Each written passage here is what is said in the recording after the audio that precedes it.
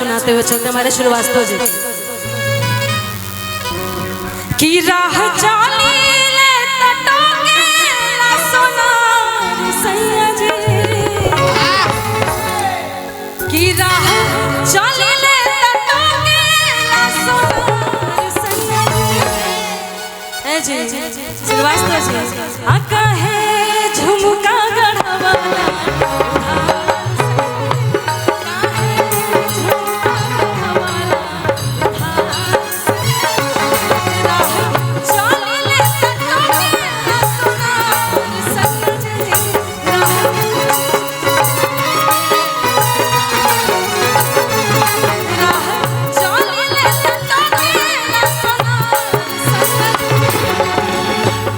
अच्छा जेकर मेहरारू इतना प्यार से बोली और मरद ऐसा पोलियो जैसा मुंह बना के बैठी तो अच्छा लगेला।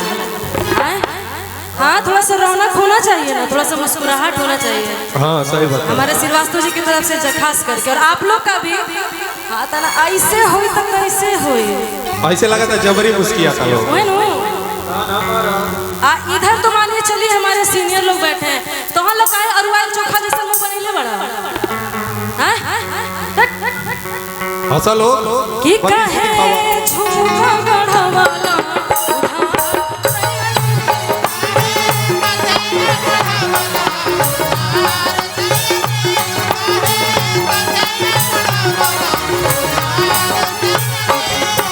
कि मिलो न तुम तो हम घबराए मिलो तो आप चुराए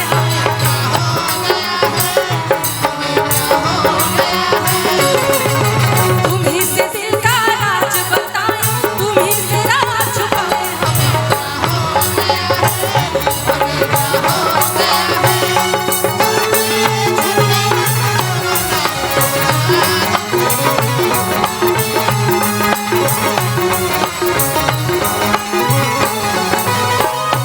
और का कहता सुना भैया हमार ध्यान रौरे पे जाता पूरा रउआ एकदम डबल बेड के पलंग बनी। देखिए हम लोग यहाँ पे सब लोग आए हैं, एक प्यारा सा माहौल हम लोगों ने बनाया, एक हंसी मजाक का माहौल है, बुरा नहीं मानना है, नहीं ना मानिएगा। हाँ ना भी तो कम से कम खुल के बोला भैया नानू मुड़िया हिलेला में टैक्स ना लगी,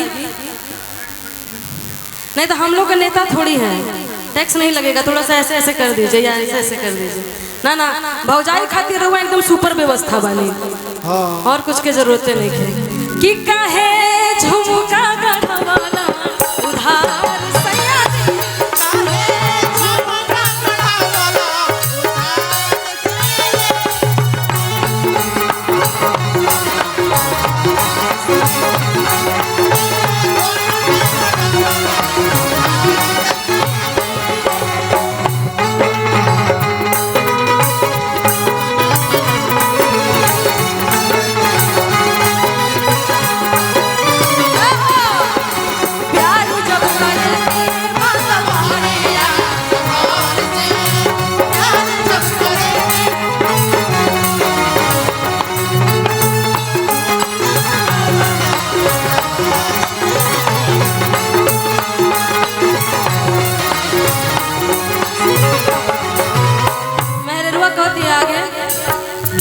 चौली धोखे रहिया चाहे चौली धोखे गोली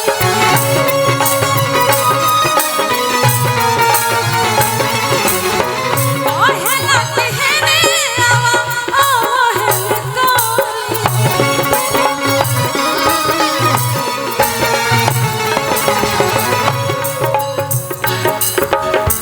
चौली धोखे रहिया चाहे चौली धोखे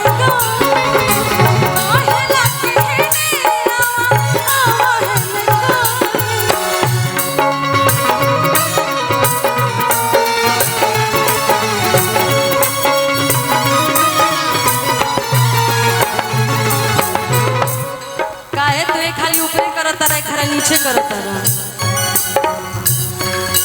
कहती आगे का कि जजी करत है हमारा से प्यार राजा जी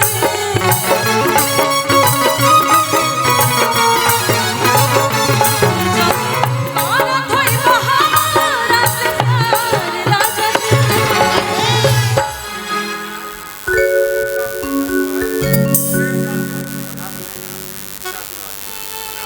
अच्छा, जिनका आज अन्नप्राशन है वो हमारे बउआ के शादी में सहबाला बन के जाएगा ना। जल्दी बियाह करी, हमनियों के इंतजारे में बनी जा। क्या हुआ? गणेश श्रीवास्तव जी अधिवक्ता, अजय यादव जी, डिम्पल यादव जी, नवीन श्रीवास्तव जी समाज सेवी, सिंटू सिद्धार्थ की शादी में राहुल सिंह जी का बेटा सहबाला बनेगा। ये कामना हम सभी कलाकारों की तरफ से है और ढेर सारा आशीर्वाद भी है।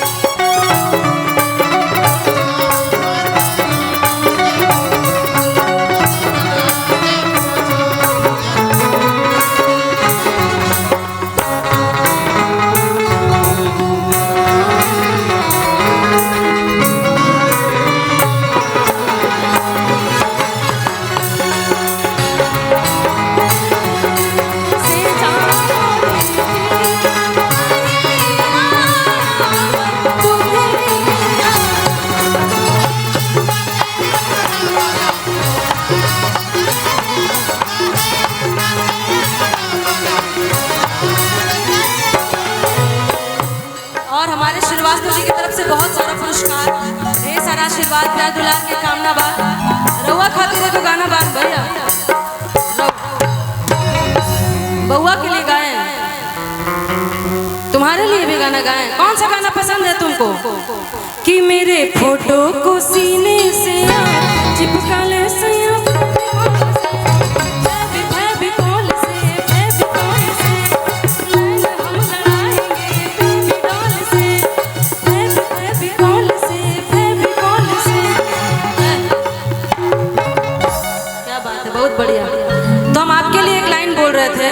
बहुत सारा गाना का फरमाइश एकदम बदल बदल के जनरुआ फरमाइश करता नहीं कि छाने छाने बदले अरे तो हरो मिजाज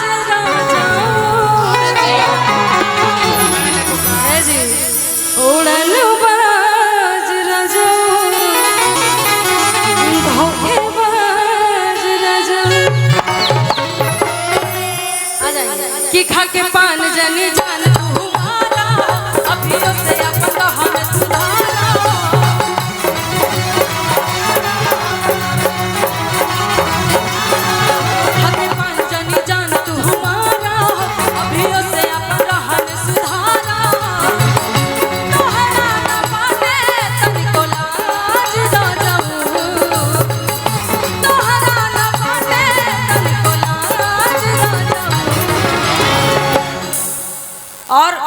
हमारे श्रीवास्तव जी की तरफ से और जितने भी भैया लोग की तरफ से आशीर्वाद आया है, ढेर सारा प्रणाम बा, ढेर सारा आशीर्वाद का दुलार के आगे की कामना बा। ऐसे ही आशीर्वाद बनाए रखें जी।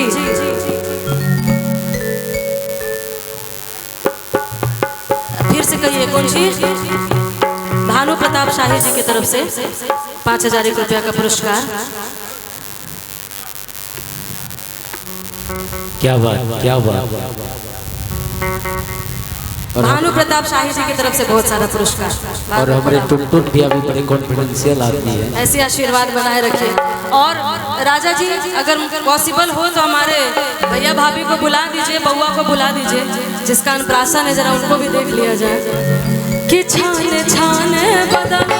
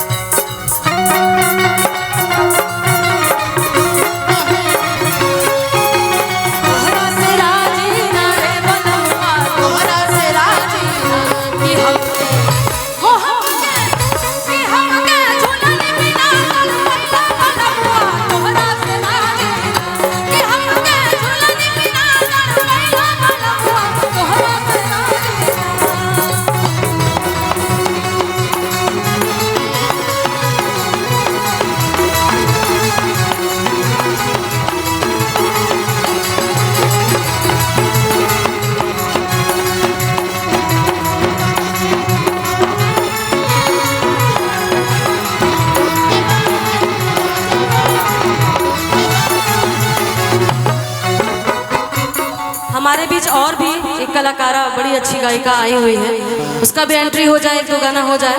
अभी तो हमने केहू के जाए के नहीं खेलू, सबके मेहरारू के क्रिया बा, केहू एजा से मंच छोड़ के जाई ना, सीधा बात। आ जेकर एक्स्ट्रा गर्लफ्रेंड बा ओकर गर्लफ्रेंड की भी क्रिया बा, केहू जाई ना। अभी है, अभी सोहर के कार्यक्रम के लिए हम लोग आए हैं, वो तो हुआ ही नहीं है। हम इंतजार कर रहे जरा आ जाए हमारे राहुल भाई और बाकी लोग भी आ जाए, तो फिर हम लोग सोहर शुरुआत करें। तब तक एंट्री कलाकारा की भी करवा दीजिए। एक बार जोरदार